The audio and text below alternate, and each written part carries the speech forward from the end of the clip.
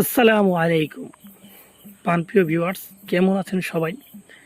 আশা করি আল্লাহর রহমতে সবাই ভালো আছেন। আমিও আলহামদুলিল্লাহ আপনাদের দোয়ায় ভালো আছি, সুস্থ আছি। তো এই সুস্থ আছি এর জন্য আজকে আপনাদের মাঝে আবারও একটা তাবিজ নিয়ে আসলাম, যে তাবিজটার মাধ্যমে আপনার কাঙ্ক্ষিত শত্রুকে দমন করতে পারবেন, বা চাইলে মেরে ফেলতে পারবেন, বা তাকে প্যারালাইসিস করি বিছানায় সারাটা জীবনের জন্য ফেলে রাখতে পারবেন। আর এটা আমার মুখের কথা না, এটা একটা পরীক্ষিত আমার বিদ্যা, একেবারে নিজে করছি, পরীক্ষা করা বিদ্যা। এইটা আসলে আপনাদের মাঝে আমি শেয়ার করলাম। আসলে এইগুলা কেউ দিবে না, পরীক্ষিত বিদ্যা কেউ দিতে চায় না। আমি একটু অন্য ধরনের, মানে আমি চাই যে আমার চ্যানেল থেকে একটা তাবিজ যখন একজনে নিয়ে কাজ করবে, সেটা যখন হবে, হ্যাঁ, তখন সে যখন আমাকে বলবে যে কমেন্ট করি বা এই মতো ফোন দিয়ে বলবে যে বাবু ভাই আপনার কাছ থেকে একটা কাজ নিয়েছিলাম, এটা হয়েছে, আমার ভালো লাগে, মানে কেন জানি না আমার না অন্যরকম একটা ভালো লাগে। তো এর জন্য আমি চাই যে সঠিক বিদ্যাগুলো আপনাদের মাঝে দেওয়ার জন্য, যেগুলো দিয়ে যেন আপনারা মানে কাজ করতে পারেন।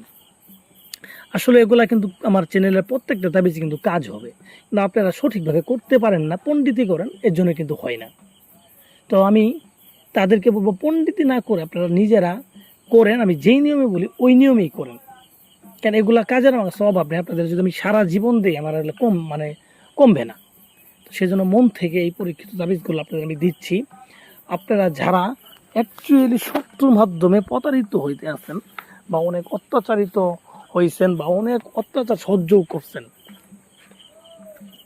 তাদেরকে আমি বলবো আপনারা অনেক কবিরাজের কাছে যাইতে পারেন, বা অনেক বিদ্যা করতে পারেন, অনেক তাবিজ কোজ লিখতে পারেন, কাজ হয় নাই বলতে পারেন। তো হ্যাঁ, বলতে পারেন, আপনি এটা আপনার অধিকার আছে। যদি আপনি প্রতারিত হন তো অবশ্যই আপনি বলবেন, এটা তো ভুলের কিছু না।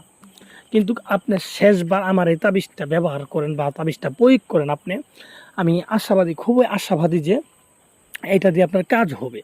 এটা দিয়ে আপনার কাজ হবে, আমি গ্যারান্টি। আর এটা দিয়ে কাজ করার জন্য আমাকে কোনো অর্থ দিতে হবে না, আমাকে কিছুই দিতে হবে না। আপনি নিজে যদি করতে পারেন, আপনি নিজেই করেন, ঠিক আছে?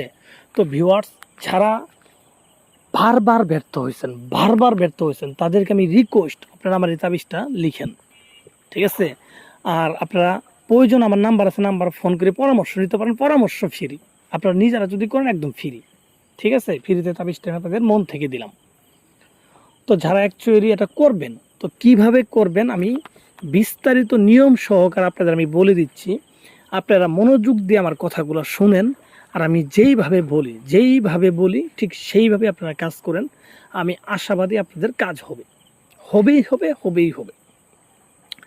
তো দেখেন এই তাবিজটা কীভাবে লেখা লাগবে। এই তাবিজটা যারা লিখতে চান, প্রথমত তাবিজটা সুন্দর করে একটা স্ক্রিনশট নিয়ে তাবিজটা সুন্দর করে নেন। নেওয়ার পরে এই তাবিজটাকে একটা ডায়েরিতে বা একটা পাতাতে লিখে রাখেন।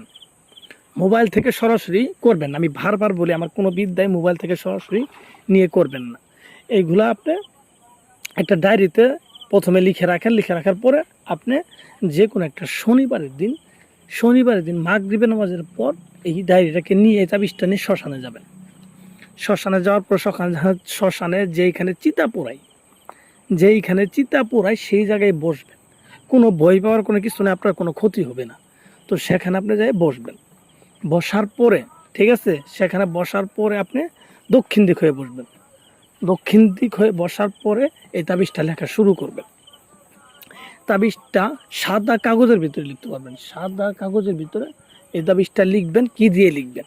সাদা কাগজের উপর আপনি কুমকুম, কাম, সিঁদুর এবং নিজের শরীরের একটু রক্ত, এই তিনটা জিনিস মিশ্রিত করি একটা কালি বানায় সাদা কাগজের উপরে লিখবেন। একটা তাবিজ লিখলেই হবে, একটা তাবিজ লিখবেন। তো লিখার পরে আপনি এই তাবিজটার নিচে যাকে, মানে এই তাবিজটা করবেন, যাকে ভানটা মারবেন, তার নাম, তার বাবার নাম লিখে দেবেন সুন্দরভাবে। তো এইভাবে নামগুলো লিখে দেওয়ার পর, হ্যাঁ, তাবিজের উপরে আতর দিবেন, আগরবাতির ধোয়া দিবেন। যদি সম্ভব হয় বা শত্রুর ব্যবহার করা কোনো কাপড় বা চুল, নখ, এগুলো দিবেন। এগুলো দিলে তাবিজ তাড়াতাড়ি কাজ হয়, এগুলো দিবেন। বা শত্রুর পায়ের যে বাম পায়ের যে মাটি আছে, এই মাটি, এগুলো দিবেন। এগুলো দেওয়ার পর তাবিজটাকে সুন্দরভাবে বলটাবেন। বলটা একটা তামার মাদুলি, অন্য মাদুলি হবে না, তামার একটা মাদুলিতে এটা ভরবেন। তামার মাদুলিতে ভরার পরে, হ্যাঁ, তামার মাদুলিতে ভরার পরে এটাকে আপনি সুন্দরভাবে মোম দিয়ে আটকে দেবেন মুখটা। মোম দিয়ে মুখটা আটকে দেওয়ার পর, হ্যাঁ, তারপরে এই তাবিজটাকে নিয়ে পুরা শ্মশানে যেখানে বসে তাবিজটা লিখলেন, হ্যাঁ, সেই জায়গায় 1 হাত পরিমাণ গর্ত করবেন। 1 হাত পরিমাণ গর্ত করে তাবিজটা পুঁতে দিবেন। পুঁতে দেওয়ার পর আপনি সোজা বাড়িতে চলে আসবেন। পিছন থেকে কেউ ডাক দিলে পিছন দিকে ফিরে তাকাবেন না। কেউ ডাক দেখে আবার না দেখ, আপনি সোজা বাড়িতে চলে আসবেন। বাড়িতে চলে আসবেন, তারপর 3টা দিন অপেক্ষা করবেন। আমি আশাবাদী আপনার কাজ হবে। আমি একবার বলে দিচ্ছি কাজ হবে।